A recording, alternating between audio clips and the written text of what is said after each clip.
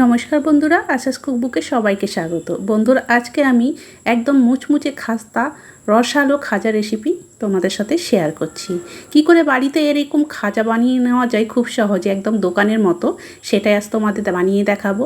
ভীষণ টেস্টি হবে খেতে, একদম মুচমুচে খাস্তা রসালো হবে আর বানানো ভীষণই সহজ। তোমরা পুরো ভিডিওটা দেখো, আশা করি তোমরাও খুব সহজে কিন্তু বানিয়ে নিতে পারবে। তোমরা কিন্তু অবশ্যই লাইক দিয়ে পুরোটা দেখবে, আর ভালো লেগে থাকলে কিন্তু বন্ধু ফ্যামিলির সাথেও শেয়ার করে দেবে, যাতে প্রত্যেকেই এইভাবে খাজা বাড়িতেই বানিয়ে নিতে পারে। দোকান থেকে বেশি দাম দিয়ে না কিনে ঘরেই কিন্তু খুব সহজে এইভাবে বানিয়ে নিতে পারবে। তাহলে চলো দেখে নেওয়া যাক কী করে আমি এটা বানিয়েছি। সবার প্রথমে দেখো, আমি একটা বড় সাইজের বাটি নিয়েছি, তার মধ্যে 1 কাপ নিয়ে নিয়েছি। দেখো এখানে ময়দা, 1 কাপ ময়দাতেই কিন্তু অনেকগুলো খাজা তৈরি হয়ে যাবে। এবার ময়দার মধ্যে অল্প সামান্য একটু লবণ দিয়ে দিলাম, আর এখানে আমি দিয়ে দিচ্ছি ঘি। এখানে আমি 2 চামচ ঘি দিয়ে দিচ্ছি। তোমরা চাইলে কিন্তু সাদা তেলও দিতে পারো, কিন্তু আমি বলবো ঘিটা দেওয়াই বেটার, কেন ঘি দিলে বেশি মুচমুচে খাস্তা হবে, টেস্টও ভালো হবে। তেল দিলেও খাস্তা হয়, তবে ঘিয়ের খাস্তাটা বেশ সুন্দর, একটা নরম খাস্তা যেটা হয়, বেশ সুন্দর হয় খাস্তাটা ঘিয়েরটা। তার জন্য ঘি দিয়েই যদি পারো তাহলে ঘি দিয়েই কিন্তু এরকম ময়াম দেবে, তাহলে বেশি টেস্টি হবে খেতে। আর দেখো এইভাবে ময়ামটা কিন্তু একটু সময় নিয়ে এভাবে হাতের সাথে ডলে ডলে ভালো করে দিতে হবে। ময়ামটা যত ভালো হবে তত কিন্তু খাজাগুলো খাস্তা তৈরি হবে। ময়াম দেওয়ার পর এরকম দেখো মুঠ করেছি, মুঠ হয়ে যাচ্ছে, ভাঙলে ভেঙে যাচ্ছে, এরকম কিন্তু ময়ামটা হতে হবে, তবেই কিন্তু বেশ খাস্তা তৈরি হবে। এইবার অল্প করে জল দিয়ে একটা শক্ত ডো তৈরি করে নিচ্ছি। এটা কিন্তু একটু শক্ত করেই তৈরি করতে হবে, তার জন্য অল্প অল্প করে জল দিয়ে আমি বেশ শক্ত করেই এটাকে ডো তৈরি করে নিচ্ছি। আর অল্প করেই দেবে বন্ধুরা, নরম করলে কিন্তু ভালো হবে না, শক্ত করেই এটা বানাতে হবে। খাজার ডো সবসময় শক্ত করেই মাখতে হয়, তার জন্য শক্ত করে এটা মাখিয়ে নিচ্ছি। তবে যে সমস্ত বন্ধুরা আমার এই ভিডিও দেখছো, যদি কেউ নতুন হয়ে থাকো অবশ্যই চ্যানেলটিকে সাবস্ক্রাইব করে দেওয়ার অনুরোধ রইল। আর আজকের রেসিপিটি যদি তোমাদের ভালো লেগে থাকে তাহলে সবার সাথে কিন্তু শেয়ার করে দেবে, যাতে প্রত্যেকেই এইভাবে বানিয়ে খেয়ে নিতে পারে। আর দেখো আমি বেশ শক্ত করে মাখিয়ে নিয়েছি ডোটা। এবার এটা আমি ঢাকা দিয়ে রেখে দিচ্ছি। তারপরে এবার একটা চিনির রস তৈরি করে নেব। তার জন্য গ্যাসের ওপরে একটা কড়াই বসিয়ে দিয়েছি, আর 1 বাটি দিয়ে দিলাম দেখো চিনি, আর ওই বাটি মেপে 1/2 বাটি জল দিয়ে দিচ্ছি। এবার গ্যাসটা ধরিয়ে দেবো। আগে গ্যাসটা ধরাইনি, গ্যাস ধরালে চিনিটা তাহলে পুড়ে যেতে পারে, তার জন্য আগে ধরাইনি। এইবার গ্যাস ধরিয়ে দেওয়ার পর একটু নাড়াচাড়া করে নিলাম। এবার ওর মধ্যে আমি দিয়ে দিচ্ছি 2টো এলাচ, একটু ফাটিয়ে নিয়েছি। এলাচ 2টো দিলে বেশ সুন্দর সেন্টও হবে আর খেতে বেশ ভালো লাগে। এবার নাড়াচাড়া করে কিছুক্ষণ এইভাবে রেখে দেবো। এবার দেখো ফুটতে শুরু করেছে, তখন আরও একটু নাড়াচাড়া করে নিচ্ছি যাতে চিনিটা ভালো করে গলে যায়। আর এই রসটা কিন্তু মানে চিনির শিরাটা খুব একটা আঠালো তৈরি করব না, যাতে একটু চিটচিটে ভাব হয় সেরকমই তৈরি করতে হবে, তাই খুব একটা বেশি সময় লাগবে না। আরও একটু নাড়াচাড়া করে নিলাম। এবার আমি চেক করে নেব একটু আঠালো হয়েছে কিনা, আঙুল দিয়ে একটু চেক করে নিচ্ছি। দেখো একটা দুটার কিছু দরকার নেই, একটু চটচট করলেই চিনি রসটা ওই রকমই তৈরি করে নিতে হবে। এবার দেখো ওর মধ্যে আমি পাতিলেবু 1 পিস নিয়েছি কেটে, রসটা দিয়ে দিচ্ছি যাতে চিনিটা মানে চিনির শিরাটা জমে না যায়। তোমরা কিন্তু পাতিলেবু রস অথবা ভিনিগার যে কোনো একটা কিছু দিয়ে দেবে, তাহলে চিনি রসটা কিন্তু ঠান্ডা হয়ে যাওয়ার পর জমে যাবে না। গ্যাসের হিটটা অফ করে দিলাম, এটা ঢাকা দিয়ে রেখে দিচ্ছি। এইবার যে ডোটা মেখে রাখলাম সেটা আরও একটু এইভাবে মাখিয়ে নিচ্ছি। সবসময় যে কোনো আটা হোক বা ময়দা হোক, ডো এরকম রেস্টে রেখে দিলে একটু তারপরে আবার মাখিয়ে নেবে, তাহলে সেই জিনিসটা বেশ সুন্দর হয়। এবার দেখো এটা থেকে আমি লেচি কেটে নেব। তার জন্য একটা কিচেন বোর্ড নিয়ে নিয়েছি। কিচেন বোর্ডের ওপর এবার আমি এই ডোটা রেখে লম্বা করে নিয়ে তারপরে ছোট ছোট করে লেচি কেটে নেব। ভীষণ সহজ বন্ধুরা এই খাজা বানানো। দোকান থেকে বেশি দাম দিয়ে না কিনে ঘরে কিন্তু বানিয়ে নিতে পারো। আর দোকানের তো তেলে অনেক দিন থাকে, ওই তেলেই বারবার ভাজে, কিন্তু বাড়িতে তৈরি করলে বেশ সেটা ভালো মতোই তৈরি হয়, মানে খেলেও শরীর খারাপ করবে না। তাই ঘরেই কিন্তু এইভাবে তৈরি করে নিতে পারো। আর দেখো আমি এখানে 10টা লেচি তৈরি করব, তাই যেটা একটু বড় হয়ে গেছে সেখান থেকে আরও একটু নিয়ে আমি এখানে 10টা লেচি বানিয়ে নিচ্ছি। এবার একটা করে লিচি নিয়ে ভালো করে গোল করে নেব। এই যে দেখো এরকম করে আগে সব লিচিগুলোকে গোল করে নিতে হবে। আরও একটা তৈরি হয়ে গেল। এইভাবে দেখো আমি সবগুলোই আগে গোল করে নিয়েছি। এবার একটু করে কর্নফ্লাওয়ার দিয়ে দিলাম, কর্নফ্লাওয়ার দিয়ে বেলে নিচ্ছি একটা লেচি নিয়ে। তোমরা কিন্তু ময়দা দিয়েও বেলে নিতে পারো, তবে কর্নফ্লাওয়ার দিয়ে বেললে যে খাজাগুলো লেয়ার সেটা বেশ ভালো হয়, তার জন্য কর্নফ্লাওয়ার দিয়ে আমি বেলে নিলাম। একটা বেলা হয়ে গেছে, পাতলা করেই দেখো বেলেছি, এরকম পাতলা করে বেলে নিতে হবে। এটা আমি রেখে দিচ্ছি, রেখে দিয়ে আরও একটা বেলে নেব। আর এরকম থালার উপর রেখে দিলাম, আর একটার উপর একটা যখন রাখবো একটু করে কর্নফ্লাওয়ার ছড়িয়ে দেবো, যাতে একটার সাথে একটা চিপকে না লেগে যায়। তার জন্য আবারও কর্নফ্লাওয়ার দিয়ে দিলাম, দিয়ে আবারও বেলে নিচ্ছি। এইভাবে একে একে আমি সবগুলোই কিন্তু বেলে নেব। আগে সবগুলো বেলে নিচ্ছি।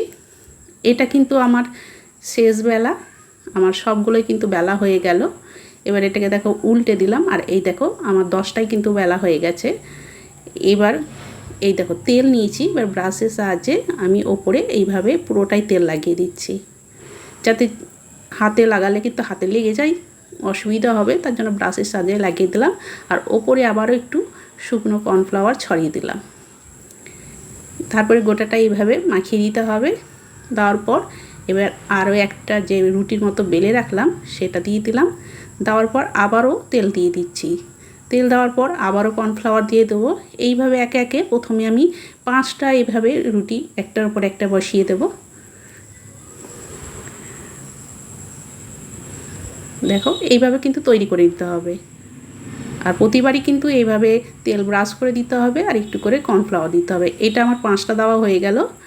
দেখো 5টা এখানে আমি দিয়ে দিয়েছি এক এক করে, আর এই দেখো আর 5টা বাকি আছে। এইবার দেখো এইভাবে আমি রোল করে নিচ্ছি। এই রোলটা একটু টাইট করে করতে হবে। এবার এই লাস্টের বেলায় এই যেখানে রোলটা একটু বাকি আছে ওই জায়গাটা আমি একটু সামান্য জল লাগিয়ে দিচ্ছি, যাতে এটা ভালো করে ওর সাথে আটকে যায়। জল লাগিয়ে দিলে খুব সুন্দর আটকে যাবে, তাহলে আর খুলে যাবে না। দেখো আমার তৈরি হয়ে গেল পুরো রোল করা। এইবার চাকু দিয়ে কেটে নিচ্ছি। যেমন সাইজ করবে সেভাবে কিন্তু কেটে নেবে, খুব একটা মোটা মোটা করছি না, মোটামুটি একটু পাতলা রেখেই করলাম। আর এইবার দেখো এই যে লেয়ারের দিকটা নিয়ে আমি হাতে করে চেপে দিচ্ছি, দিয়ে তারপরে বেলন দিয়ে আরও একটু সামান্য বড় করে নিচ্ছি। হালকা করে বেলতে হবে, খুব জোরে বেললে কিন্তু লেয়ারগুলো বোঝা যাবে না। হালকা করে দেখো বেলে নিলাম। এইভাবে কিন্তু সবগুলো বেলে নেব। আর ওই লেয়ারের দিকটা আমি হাতে চেপে দিচ্ছি, দিয়ে বেলে নিচ্ছি। দেখেই বুঝতে পারছো বন্ধুরা আমি কি করে বানিয়ে দেখাচ্ছি তোমাদের। আশা করি তোমাদের বুঝতে কোনো অসুবিধা হচ্ছে না। দেখো এইভাবে কিন্তু একে একে আমি সবগুলোই বানিয়ে নেব। সবগুলোই দেখো বানিয়ে নিয়েছি, আর আবারও একটু কর্নফ্লাওয়ার ছড়িয়ে দিয়েছি যাতে একটার সাথে এক না লেগে যায়। এবার এগুলোকে ভেজে নেব। গ্যাস ধরে কড়াইয়ে কিছুটা তেল বসিয়ে দিয়েছি। তেলটা এবার খুব সামান্য একটু গরম হয়েছে, একদম হালকাই আছে দেখে বুঝতে পারছো। এবার একটা একটা করে তেলের মধ্যে দিয়ে দিচ্ছি। প্রথমে খুব বেশি দেব না, 4টে দিলাম। 4টে দেওয়ার পর একটু সামান্য কিছুক্ষণ এইভাবে রেখে তারপরে দেখো ছানটা দিয়ে এইভাবে তেলটা ওপরে দিয়ে দিচ্ছি। তাহলে এইভাবে ওপরে দিলে ওপরটাও ভাজা হবে আর লেয়ারগুলো বেশ ভালো বোঝা যাবে। দেখতেই পাচ্ছ তেলটা ওপরে দিতেই লেয়ারগুলো আস্তে আস্তে খুলে আসছে, মানে বেশ সুন্দর বোঝা যাচ্ছে। এইভাবে তেলটা একটু ওপরে দিয়ে দিতে হবে। আর গ্যাসের হিটটা কিন্তু একদম লোয়ে রেখেছি, লোয়ে রেখে ভাজবে, তাহলে খুব সুন্দর ভেতর থেকে ভাজা হবে, খাস্তা তৈরি হবে, বেশ মুচমুচে হবে। তারপরে আবার উল্টে দিলাম, উল্টে দিয়ে এইভাবে রেখেই উল্টে পাল্টে কিছুক্ষণ পর পর বেশ সুন্দর কালার আসা পর্যন্ত ভালো করে ভেজে নিতে হবে। দেখো খুব সুন্দর কালার এসে গেছে, ভাজা একদম খুব সুন্দর হয়েছে, দেখেই বোঝা যাচ্ছে। এই রকম কালার আসবে তখনই কিন্তু ভাজাটা হয়ে যাবে, এর থেকে আর বেশি ভাজবে না, এরকমই ভাজতে হবে। এবার একটা একটা করে তুলে নিচ্ছি, আর একটা এরকম নেট ছাঁকনির ওপর রেখে দিচ্ছি, যাতে এই তেলটা ভালো করে ঝরে যায়। আর দেখো কতটা সুন্দর হয়েছে। এটা আমি রেখে দিচ্ছি, রেখে দেওয়ার পর আবারও ওই তেলের মধ্যে দিয়ে দিচ্ছি। এইভাবেই কিন্তু একে একে দিয়ে আমি সবগুলোকেই ভেজে নেব। আর প্রতিবারই তেলে দেওয়ার পর তারপরে ছানটা দিয়ে ওপরে একটু করে এইভাবে তেল তুলে দিতে হবে, তাহলে লেয়ারটা কিন্তু খুব সুন্দর বোঝা যাবে। তাহলে এইভাবে আমি সবগুলো ভেজে নিয়ে তারপরে তোমাদের দেখাচ্ছি। দেখো সবগুলো আমার ভাজা হয়ে গেছে, আর দেখো লেয়ারগুলো কিন্তু খুব সুন্দর বোঝা যাচ্ছে। এইবার যে চিনির শিরাটা তৈরি করে রেখেছিলাম সেটা নিয়ে চলে আসলাম। আর দেখো লেবু রস দিয়েছিলাম, তার জন্য জমে যায়নি, বেশ সুন্দর আছে। এবারে চিনির শিরার মধ্যে আমি দুটো করে দিয়ে দিচ্ছি আর এইভাবে উল্টে পাল্টে একটু রসটা মাখিয়ে নিচ্ছি। এটা কিন্তু চিনির শিরায় বেশিক্ষণ রাখতে হবে না, শুধু উল্টে পাল্টে রসটা মাখিয়ে নিলেই কিন্তু খুব সুন্দর হয়ে যাবে। ওপরটা বেশ রসালোও থাকবে আর মুচমুচেও থাকবে। আর এইভাবে তুলে নিচ্ছি যাতে এক্সট্রা রসটা ঝরে যায়। আর দেখো এইভাবে দুটো দুটো করে দিয়ে এইভাবে মাখিয়েই কিন্তু উল্টে পাল্টে সাথে সাথে তুলে নিতে হবে। এইভাবে আমি সবগুলোই দেব, দিয়ে চিনির রসে এইভাবে মাখিয়ে তুলে নেব। তারপরে মাখিয়ে তুলে নেওয়ার পর তোমাদের দেখাচ্ছি। দেখো সবগুলো আমার কিন্তু রসে চুবানো হয়ে গেছে। আর দেখো কতটা সুন্দর হয়েছে, ওপরটা বেশ রসালো, একদম মুচমুচে খাস্তা তৈরি হয়েছে। আর দেখো দোকান থেকে আর কিনে খেতে ইচ্ছে করবে না, দোকানের থেকে বেশি টেস্টি হয়েছে বন্ধুরা, ভীষণ ভালো হয়েছিল খেতে।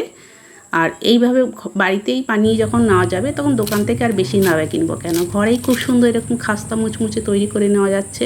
আর দেখতেই পাচ্ছ ভাঙা দেখে কিন্তু বুঝতেই পারলে কতটা খাস্তা হয়েছে, মুচমুচে হয়েছে। তাহলে বন্ধুরা আজকের আমার এই খাজা রেসিপি তোমাদের কেমন লাগলো কমেন্ট করে কিন্তু অবশ্যই জানাবে। ভালো লেগে থাকলে বন্ধু ফ্যামিলির সাথে বেশি বেশি করে শেয়ার করে দেওয়ার অনুরোধ হলো। তাহলে আজকের মতো আমি এখানে শেষ করছি, আবার একটা অন্য কোনো রেসিপি নিয়ে চলে আসবো। সবাই ভালো থেকো, সুস্থ থেকো, সবাইকে অনেক অনেক ধন্যবাদ জানিয়ে আজকে আমি এখানেই শেষ করলাম।